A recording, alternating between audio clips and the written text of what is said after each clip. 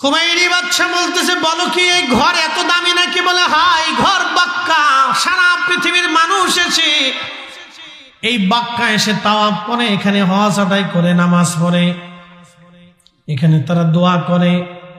হুমায়ুনি বাদশা বললেন, তাহলে এই বাক্কা ঘর আমি রাখবো না, এটা ভেঙে ফেলে দিব।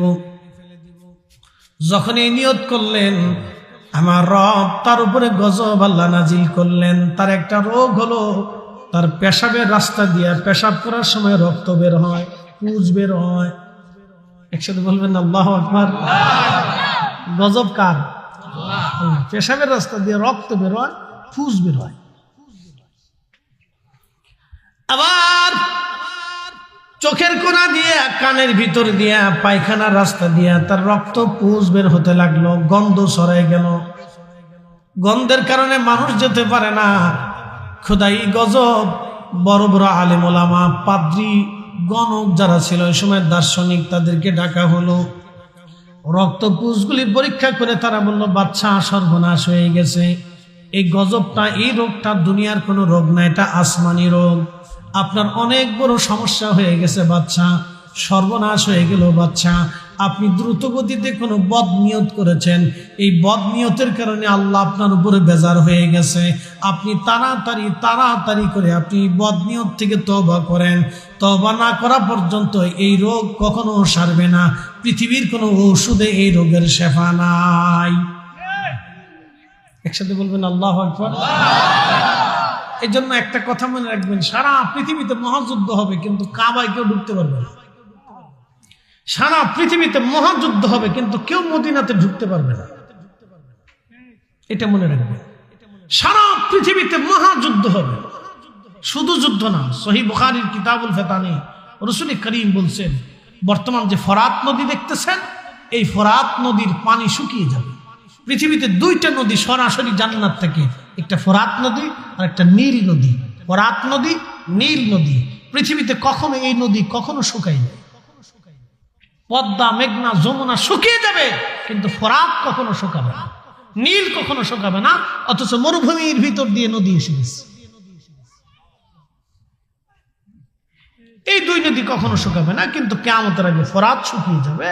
নদীর ভিতরে স্বর্ণের পাহাড় ভেসে উঠবে। ওই স্বর্ণকে কেন্দ্র করে যুদ্ধ শুরু হবে। সারা পৃথিবীতে যুদ্ধ ছড়িয়ে যাবে। প্রত্যেক 100 জনে 99 জন মারা যাবে, একজন বেঁচে থাকবে। যারা বেঁচে থাকবে তারা পাক্কা ঈমানদার। কয়জন মারা যাবে? 99 জন। যুদ্ধ করতে করতে শেষ, মহাযুদ্ধ হবে। কিন্তু মক্কা এবং মদিনাতে যুদ্ধ ছড়াবে না। এটাকে আল্লাহ নিরাপদ রাখবে, ফেরেশতা দিয়ে পাহারা দিবে। একসাথে বলা যাবে না আল্লাহু আকবার। এই দুইটা জায়গাকে আল্লাহ নিরাপদ রাখবে, ফেরেশতা দিয়ে পাহারা দিবে। বলেন, রসুলের কথা কোনোটা মিথ্যা হইছে? আগামীতে হওয়ার সম্ভাবনা আছে নাকি? কোন সুযোগ নেই। সাদাকাল্লাহুল মাওলানাল আযীম। আল্লাহ সত্য বলেছেন, ওয়া সাদাকা রাসূলুহুন নাবিয়্যুল কারীম। রাসূল সত্য বলেছেন।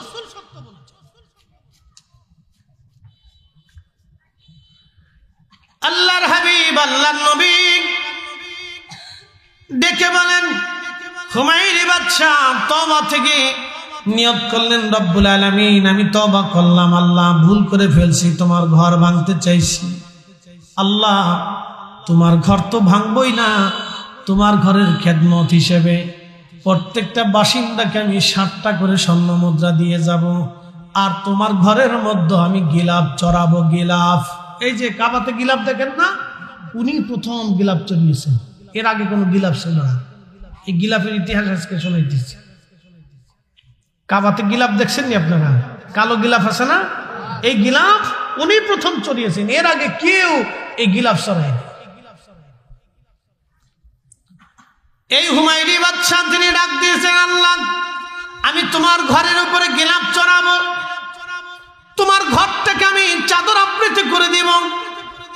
উনি সর্বপ্রথম রেশমের কাপড় দিয়া, স্বর্ণ খচিত কাপড় দিয়া, রেশমের কাপড় দিয়া আল্লাহ তার রোগ ভালো করে দিলেন। তিনি প্রত্যেক বাসিন্দাদেরকে 7টা করে স্বর্ণ মুদ্রা দিলেন। হেরেমবাসীদেরকে ডাকলেন, সবাইকে ডেকে এনে